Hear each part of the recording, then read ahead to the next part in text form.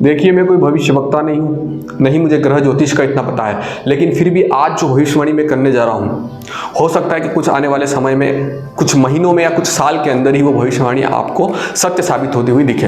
ये 2024 से पहले होना तय है। मैं आपको बता रहा हूँ, अभी तक जितने भी आंदोलन हुए हैं उनसे कई ज़्यादा खतरनाक और हिंसक आंदोलन और प्रदर्शन भारत के अंदर 2024 से पहले होना तय है। आरक्षण के ऊपर और जाति हिंसा के ऊपर ये आंदोलन होगा। इसको बाहर जो संगठन अभी तक भारत के सारे ही आंदोलनों को संचालित कर रहा था, भारत के कुछ लोगों के साथ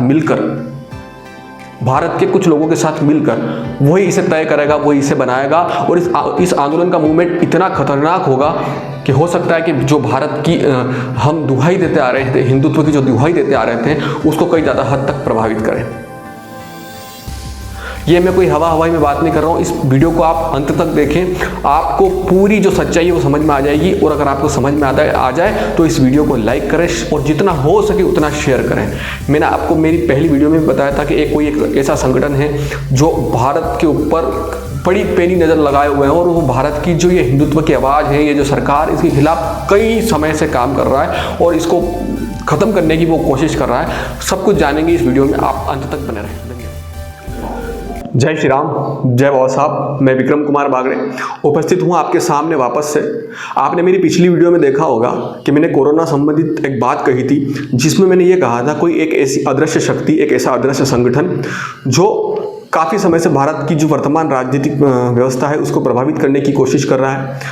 हमें जब 2020 में कोरोना के बारे में पता चला और जब ये कोरोना भारत में आया तो हमने कई हद तक इसको रोक दिया, जैसा कि मैंने मेरी पहली वीडियो में बताया। लेकिन वापस से ये 2021 में जो फैला है, ये हमारे कुछ लोगों की वजह से फैला है। इस बीच जो कोरोना खत्म हो गया था, जो कोरोना कम हो गया था, कई लोगों ने हमें आंदोलन करके प्रभावित करने की कोशिश की। कई लोगों ने भारत की छवि खराब करी, एक सरकार की छवि खराब करी। और बड़ी आश्चर्य की बात है, कुछ लोग ऐसा बोलते हैं कि भैया कितने आंदोलन हो गए, कितने महीनों तक आंदोलन चले, कितने हिंसक आंदोलन हुए, सरकार अपनी बात पर अड़िग रही, सरकार ने अपने फैसले वापस नहीं लिए। देखिए, हम सरकार की न सोचें और लोगों की सोचें, जनता की सोचें, क्योंकि भारत में लोकतंत्र है। जनता के मन में कहीं ना कहीं सरकार के लिए एक खटास पैदा हुई है, सरकार के लिए उनके मन में कहीं ना कहीं हीन भावना उत्पन्न हुई है। हालांकि 2024 तक ये सरकार का रहना तय है, लेकिन 2024 से पहले मैं एक बार पुनः बता दूं, मैं कोई भविष्यवक्ता नहीं हूं। मुझे कोई ग्रह तंत्र का इतना नॉलेज नहीं है, नहीं मुझे कोई रात में सपना आया जिसमें मुझे कोई दिव्य शक्ति आई और उसने मुझे ये बात कही हो। मैं ये बात कह रहा हूं बिल्कुल जो चीज़ें सामने हो रही है उनको देखते हुए, जो संभावित है, और मेरे जैसे कई लोगों को ये संभावना लगती है। बस मैं ये है कि सिर्फ दिमाग में सोच के बात नहीं बोल रहा हूँ, मैं आपके सामने रख रहा हूँ और पूरे प्रमाण के साथ रखूँगा। 2022 से 2024 के बीच में 3 सालों में, या 2021 के अंत से ये शुरू हो जाएंगे, भारत के अंदर आरक्षण और जातिगत हिंसा, जाति मतभेद को लेकर बहुत तीव्र हिंसा होने वाली, बहुत हिंसक रूप से प्रदर्शन और आंदोलन होने वाले हैं। और ये अब तक के सबसे भयंकर आंदोलन होंगे आरक्षण और जातिगत हिंसा को लेकर। अब तक के सबसे भयानक और सबसे ज़्यादा खतरनाक आंदोलन ये देखने को मिलेंगे, क्योंकि भारत के लोग इसको नहीं चलाएंगे। जिस तरीके से 26 जनवरी 2021 को जो आंदोलन हुए उसमें बाहर से कुछ लोगों का सपोर्ट था, उसी तरीके से ये आंदोलन भी बाहर के जो कुछ लोग हैं वो इसको सपोर्ट करेंगे फाइनेंशियली, और भारत के कुछ लोग इसको वापस से भारत के अंदर संचालित करेंगे। अभी भी आपने देखने को और सुनने को मिला होगा, किसान आंदोलन में भी बहुत सारे लोगों ने किसी को 130 करोड़ की पेशकश रखी थी। मीडिया में बहुत बार आया कि करोड़ों रुपए देने की बात कही, ये कही। वो सारी चीज़ें आपको जातिगत और आरक्षण के जो आंदोलन होंगे उनमें भी देखने को मिलेगी, और वो इतने भयानक होंगे कि उसकी कल्पना भी हम नहीं कर सकते। ये बात मैं हवाई में नहीं बोल रहा हूँ। आप देखिए, इन चीज़ों की शुरुआत पिछले 6 सालों में हो चुकी है। सारे दलित एक्टिविटीज़, सारे दलित संगठन इतने ज़्यादा सक्रिय हो गए हैं और इतनी मशीनरियाँ देश के अंदर काम कर रही हैं कि वो गली गली जाकर, गांव-गांव जाकर लोगों को धर्मांतरण करवा रही है, लोगों के मन में जहर फैला रही है, लोगों का इस हद तक माइंड वॉश कर दिया है कि लोग पूरी तरीके से भर गए हैं हिंसा से। जो उनको बताना चाहिए था वो उनसे छुपाया, जो नहीं बताना चाहिए था वो उनको बता दिया। हमारे धर्म ग्रंथों में भी वो बातें जो लोगों के मनगढ़ंत दिमाग में आई वो छाप दी, और उनको कहीं ना कहीं वो उन बातों के ऊपर ज़्यादा जोर दिया गया, उन लोगों का ज़्यादा कहीं ना कहीं प्रमाण दिया गया, और उन लोगों को ये बताया गया देखो तुम्हारे धर्म ग्रंथ ये बोल रहे हैं। उन्होंने हमारी चिकित्सा पे सबसे बड़ा कब्जा किया, उन्होंने हमारी शिक्षा पे सबसे बड़ा कब्जा किया। चिकित्सा और शिक्षा अगर आपके हाथ में है तो आप गरीबों को किसी भी हद तक अपने पास बुला सकते हैं, अपने वशीकरण में उनको ले सकते हैं। और हमारे कई लोगों को मशरीरों ने अपने जो वश में कर रखा है वो इसी वजह से कर रखा है। लेकिन फिर भी हम लोग कुछ नहीं कर रहे हैं, हम लोग सिर्फ सोशल मीडिया पे बातें कर रहे हैं। एक ट्वीट इजराइल के प्रधानमंत्री का मैंने देखा था, जिसमें उन्होंने भारत के फ्लैग को नज़रअंदाज कर दिया था। धन्यवाद स्वरूप में उन्होंने कई फ्लैग लगाए थे अन्य देशों के, सिर्फ भारत को छोड़ दिया। तो भारत के ही व्यक्ति ने कहा था कि इंडिया के लोग, भारत के लोग भगत सिंह और चंद्रशेखर बनना चाहते हैं, लेकिन घर में अब बैठ के, पलंग पे बैठ के दिन के 100 ट्वीट करके I am with Israel, Israel हम आपके साथ हैं, भारत आपके साथ है, ये लिखकर वो ये जताना चाहते हैं कि वो बॉर्डर पर जाके लड़ाई लड़ रहे हैं, बंदूक लेके खड़े हैं इजराइल के साथ। अगर वो दिन में 10 ट्वीट कर रहे हैं तो वो इजराइल के साथ खड़े हैं। क्या यही एक राष्ट्रवादी की परिभाषा है? क्या यही एक सच्चे राष्ट्रभक्त, एक सच्चे धर्म वाले व्यक्ति की परिभाषा है? अगर मैं 10 ट्वीट नहीं कर रहा हूँ, अगर मैं वीडियो नहीं बना रहा हूँ, तो ये ज़रूरी नहीं है कि मैं मतलब मैंने राष्ट्र और धर्म के लिए लड़ना छोड़ दिया। मेरी लड़ाई समाज के बीच में जाकर लड़ने की है, मैं उसको बखूबी जितना मेरे से होता है वो मैं कर रहा हूँ। बहुत सारे लोग आपके ऊपर एलिगेशन भी लगाएंगे, हालांकि उनके एलिगेशन लगाने से कुछ होता नहीं है, क्योंकि वो लोग सिर्फ और सिर्फ अपनी बीवी की गोद में बैठ के ट्वीट कर सकते हैं दिन के 10 आपके खिलाफ, उनसे उनका परिवार भी नहीं छूटेगा, लेकिन वो कहेंगे कि हम सबसे बड़े राष्ट्रवादी। सिर्फ दलित के लोगों की सिंपैथी बटोरना मेरा काम नहीं है, मेरा काम है समाज के बीच में जाके काम करना। और पिछले 5 सालों में, 6 सालों में मैंने इतना कुछ किया है जिसका मैं आपको पूरा ब्यौरा और पूरा विवरण दे सकता हूँ। कोई व्यक्ति अगर मुझसे ये भी पूछता है कि मैंने जितना कुछ किया उसका आप हिसाब दो, आपके पास कितना आया उसका हिसाब दो, हालांकि मेरा इतना बड़ा संगठन नहीं है, मेरा इतना बड़ा स्तर नहीं है, लेकिन फिर भी मैं हर व्यक्ति को जब चाहे, जिस वक्त चाहे, मैं हिसाब और जवाब सब कुछ देने के लिए तैयार हूँ। ये एक अलग बात है। बात हो रही है राष्ट्रवादी की परिभाषा की। तो क्या राष्ट्रवादी की परिभाषा सिर्फ इतनी ही रह गई आज के समय में कि वो दिन के 10 ट्वीट करें, दिन के 10 बड़ी बड़ी बातें बोले? अच्छा बोलना, अच्छा लिखना, एक हद तक आप एक अच्छे राइटर हो सकते हैं, एक अच्छे वक्ता हो सकते हैं, लेकिन आप एक अच्छे राष्ट्रवादी नहीं हो सकते अगर सिर्फ आप अच्छा लिखना और अच्छा बोलना जानते हैं। तो अगर आप एक सच्चे राष्ट्रवादी हैं तो आपका काम सोशल मीडिया पे कम, जमीन पे ज़्यादा दिखना चाहिए। तो अगर आपको एक राष्ट्रवादी देखना है तो आप उसका काम जमीन से देखें ना, भैया जमीन पे कितना काम कर रहा है। अच्छी बात है, सोशल मीडिया का ज़माना है, लोगों को जोड़ने के लिए, लोगों को उत्साहित करने के लिए, लोगों को बताने के लिए कि मैं कर रहा हूँ, आप भी कर सकते हैं। सिर्फ कहीं हद तक इन्फॉर्मेशन के लिए वो सोशल मीडिया का यूज़ ठीक है, लेकिन अगर आप दिन भर ही सोशल मीडिया पर ट्वीट कर रहे हैं तो आप उस व्यक्ति की आप थोड़ा सा अंदाजा लगाइए कि इसके घर की ये काम कितनी देर करता होगा।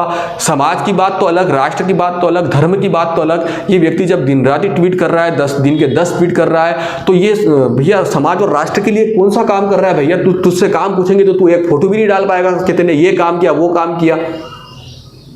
और सिर्फ फोटो खिंचाने के लिए भी काम नहीं होते हैं। मैं फिर बोल रहा हूं, अगर शिक्षा और चिकित्सा, स्वास्थ्य, इसके ऊपर अगर हम काम करें, वो ये कर रहे हैं, हम भी ये कर सकते हैं। शिक्षा देना कोई बड़ी बात नहीं है। अगर वो उनकी नफरत भरी शिक्षा लेके जा सकते हैं तो हमारे पास सनातन है जो पूरी दुनिया को सभ्यता किसे कहते हैं वो सिखाता है, संस्कार किसे कहते हैं वो सिखाता है, रिश्तों की मर्यादा, रिश्तों की गरिमा क्या होती है वो समझाता है। वो धर्म हमारे पास है, वो विज्ञान हमारे पास है, वो संस्कृति हमारे पास है, वो उनके पास हम लेके जा सकते हैं। अगर आपके 7 दिन में, अगर आप एक दिन भी अपने आसपास की बस्ती में ऐसा करते हैं तो कहीं ना कहीं आप थोड़ा बहुत योगदान दे रहे हैं एक राष्ट्र और धर्म में।